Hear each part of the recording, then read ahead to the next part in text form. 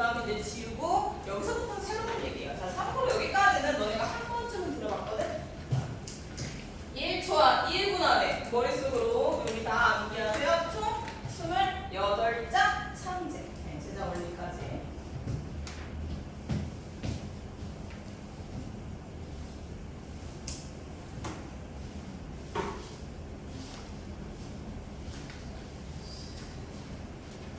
재영아 이거 기억나지? 언제 했어 근데 너네? 중학교 중3 말이지. 네, 말이야 언제야? 시험 봤어요 이거? 학교마다 좀 다르게 하는데 보통 말에 하거든. 2학기 말에. 그랬나? 상당한 사단원에. 하지만 해도 사실은 이렇게 시간이 빨리 나서 선생님이 시간 조절 좀 할 건데. 자, 그래서 이제 만들었어. 자, 그 다음에 이제 얘들아 리을부터 유심히 보세요. 자, 여기서부터 이제 병성이 몇 나오거든? 자, 병사 별표, 연사 별표. 자, 여기서부터 중세 국어에 이제 초성. 좀 새로운 표기 수단? 표기 방식이 나오고 병성. 그 다음에 연서. 들어봤을 거예요. 자, 그래서 우리가 자음자에 만든 이 초성을 갖다가 자, 결합을 어떻게 하느냐에 따라서 아까 초성의 초성의 제자는 총 17자죠? 17자를 가지고 자, 어떻게 쓰느냐에 따라 병서, 그럼 연서 이렇게 나뉘는 거야. 자, 병서 옆으로 얘들아 밑으로 이제 쭉 보세요. 각자 합용 이렇게 나오죠? 그러니까 병서를 각자 병서 그 다음에 합용명사 이렇게 두 가지로 분류합니다. 각자 병사, 합용명사. 뭐든지 싹 보면 익숙하죠? 각자 병사 너무 익숙하지? 그래서 각자 병서는 일단 얘들아 병서는 가로로 썼다는 걸 알 수가 있어요. 각자는 화병이든 가로로 쓴 거야. 가로 쓰기. 그렇죠? 가로로 쓴 거고요. 그럼 연서는 안 봐도 얘는 세로로 썼겠다 할 수 있는데 자 어쨌든 각자 병서라고 할 때는 가로로 썼는데 같은 초성을 가로로 썼다 해가지고 우리가 흔히 하는 된소리입니다. 쌍기읍, 쌍디귿, 쌍비읍 이런 애들 있죠? 된소리에 해당하는 애들이에요. 쌍시읍. 근데 그 당시에는 이런 애들도 있었어요. 유심히 이런 애들 써놔야 이따가 본문에서도 이런 애들 나올 겁니다. 이런 애들 이런 애들 있어요. 이응 옆으로 나란히 각자 병서, 히읗 옆으로 나란히 각자 병서. 자, 그리고 동일한 추성을 옆으로 나란히 썼다 각자 병서.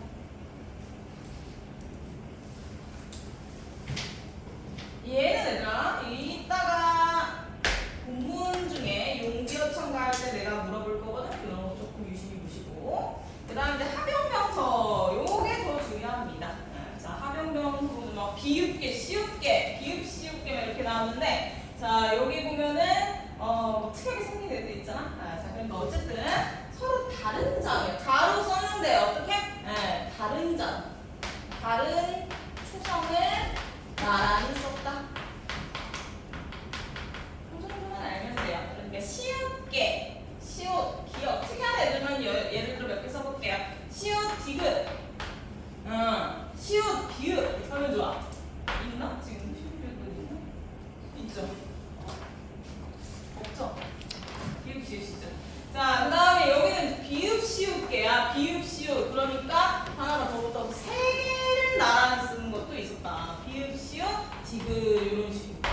세 개를 나란히 쓰는 비읍, 시옷게까지 있었다.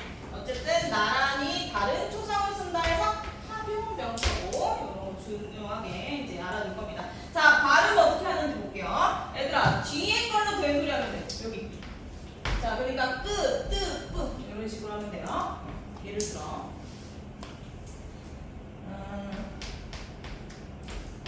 하나만 시켜보자. 자, 이거 상이 시킬게요. 자, 상이 아니라 어떻게 읽을까?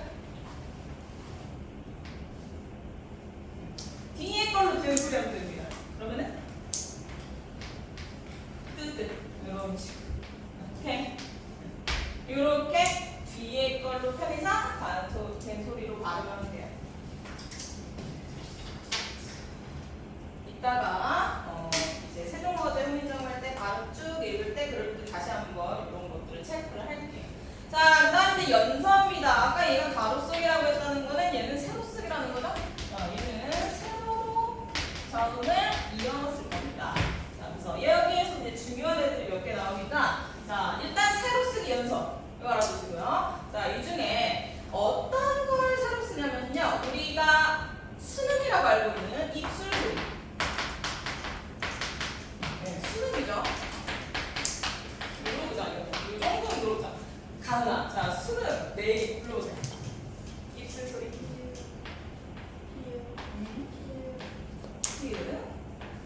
쌍기까지.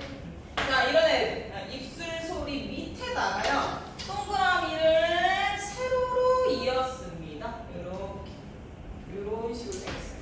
세로로 썼어. 세로로 썼는데 이렇게 수능 밑에 수능 한정 밑으로 동그라미를 이었어요. 자, 그리고 여기가 얘들아 이런 애들 중에 독보적으로 많이 쓰이고 이름 알아줘야 되는 애들. 자, 얘입니다. 얘는 이름도 알아줘야 돼요. 자, 수능 밑에 이응이라고 해서 다 순경은 미응, 순경은 미응, 순경은 피읍 뭐 이렇게 가는 거야. 얘가 제일 많이 쓰니까 얘는 정확히 알아줘. 순경은 비읍. 자, 비읍 밑으로 세로로 이응을 이었었다.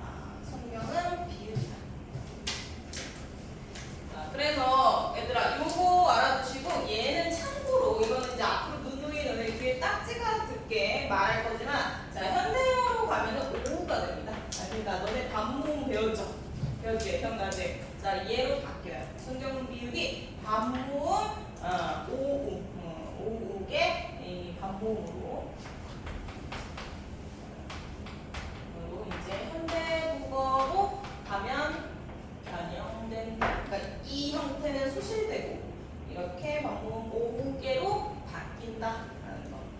자, 그러니까 뭐 지금 안 보는 못 보는 것도 아까 잠깐 나왔듯이 이런 애도 있었잖아. 아래야 포함해가지고 지금 얘들아 나온 김에 불러보면 여기 순경음 비읍, 그 다음에 예디음, 여린이음, 반치음, 아래아까지 자 이런 애들이 다 없어지거나 변형이 돼요. 자, 그런 식으로 이 못 보는 애들이 어떤 거는 이런 식으로 바뀔 거고요. 어떤 것들은 없어질 거고 뭐 이렇게.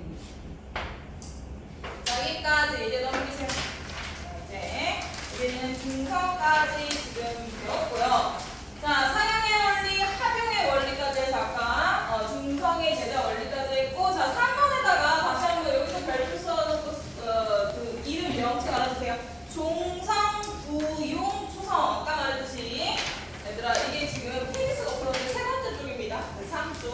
자, 3쪽에 3번 종성, 부용, 초성에다가 다시 한번 체크하고 28자. 그러니까 초성. 그 다음에 중성, 아까 도합 28자였죠? 자, 이걸 가지고 종성을 또 만들지 않고 초성을 다시 한번 썼다. 그러면 우리는 28자만으로 합리적인 언어 생활을 할 수 있는 거야. 그러니까 더 많이 외워야 될 필요가 줄어든 거죠? 그러니까 여기서 이제 계속 이제 합성으로 여러 가지 글자들이 연서, 병서 이런 식으로 만들어지는 거야. 28자 기준 합성의 원리로 이 모든 것들이 만들어졌다. 여기까지가 1교시라고 되어 있는 제자 원리입니다. 제자 원리까지만 해도 뭐 사실은 뭐 이렇게 많잖아. 근데 이제 시작이고요.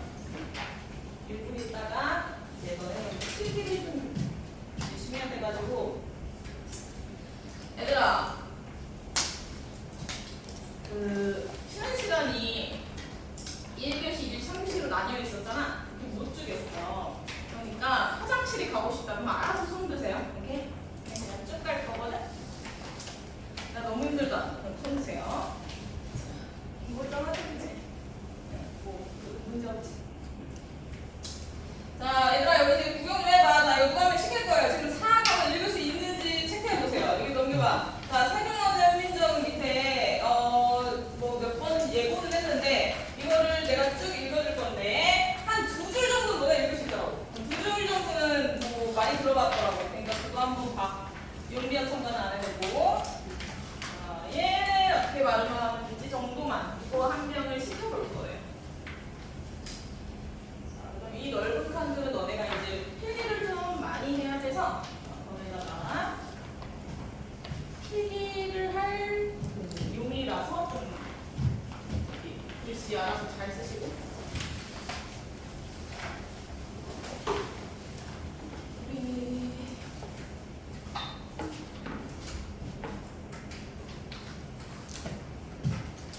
뒤에 있는 애들 좀 시켜보자. 현체, 지율이 단순입니다.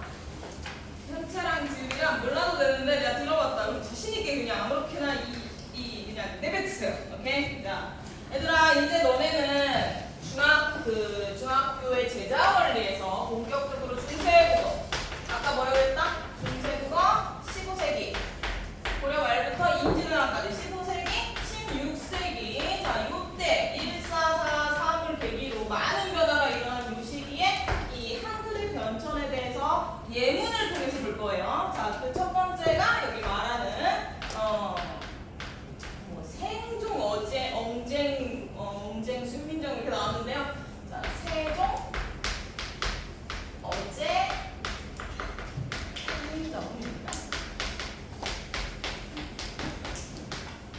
자, 요 얘기를 왜 이렇게 썼는지, 자, 이게 무슨 표기법인지부터 볼 거거든. 그러니까 필기 열심히 하세요. 자, 세종, 어제, 훈민정음이라는 이 어떤 원문, 여기에서 이 중세 국어의 표기법, 음운이 어떻고, 아까 신경음 비읍 같은 애들 말하는 거예요. 그 다음에 이제 형태소 말 그대로 자음, 모음, 그 다음에 이제 문법, 조사, 두음법칙, 모음조합 이런 애들을 하나씩 분석할 건데, 자, 그 전에 얘가 왜 이렇게 쓰여 있는지 여기 보면은 자, 여기 얘는 예디음이고요.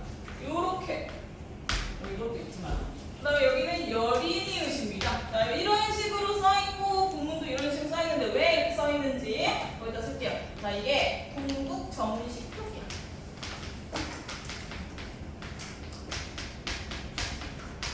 표기가 동국 정식 표기법입니다.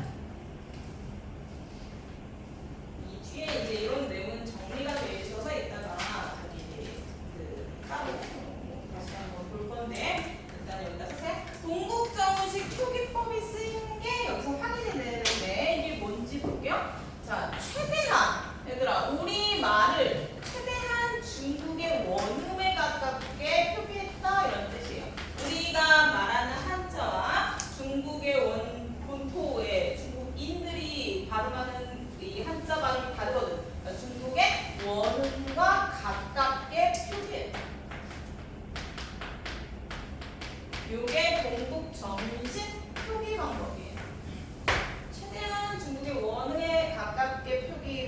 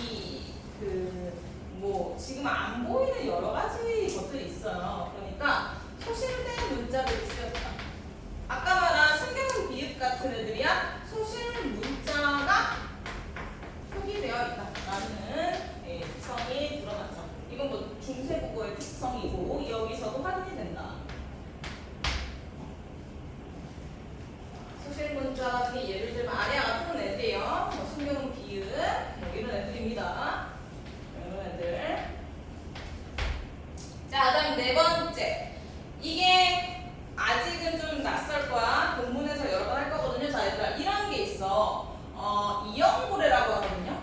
자, 먼저 설명해 줄게. 이형고래 표기 방식이 쓰였어요. 이형고래. 네. 자, 이게 뭐냐면은, 이형고래. 한자, 같이, 리을. 이게 조건이야. 한자 받침 리을로 끝나는 경우에 얘를 어떻게 발음한다? 얘를 입성. 요렇게. 이거는 참고로 스타카토 같은 거예요. 그러니까 짧게 발음하는 거야. 자, 이게 띄어서. 자, 입성으로 발음한다. 입성 발음. 이자 된 소리로 발음해라. 라는 된 소리 구호입니다.